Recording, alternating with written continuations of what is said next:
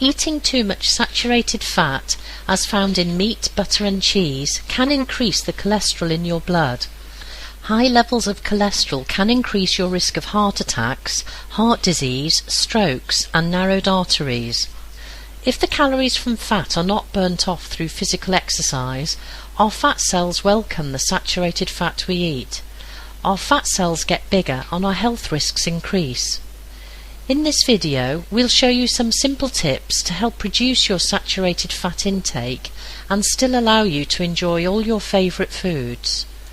Firstly, here's a reminder of the range of foods that contain saturated fats: butter, meat and meat products, milk, cream and ice cream, cheese, crisps, coconut products, biscuits, cakes, pastries and sweets and chocolate.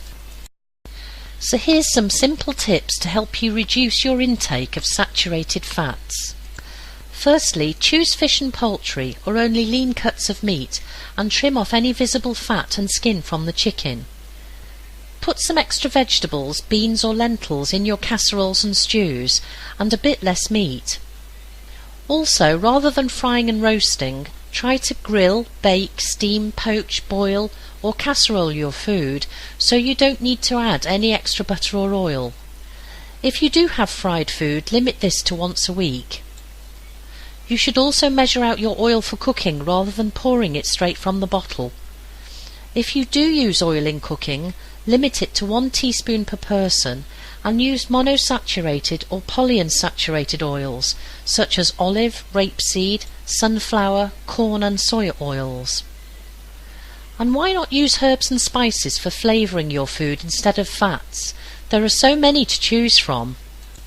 When you're shopping, look out for the low-fat options and compare the labels so you can pick those with less total fat or less saturated fat. There are many to choose from with little or no discernible change in taste. When you're making sandwiches, try not to use any butter or spread if the filling is moist enough. When you do use spreads, go for a reduced fat variety and choose one that is soft straight from the fridge so it's easier to spread thinly. Use cottage cheese and low-fat curd and cream cheeses in place of cheddar and other hard cheeses, or use very strong tasting cheese so you don't need to use as much.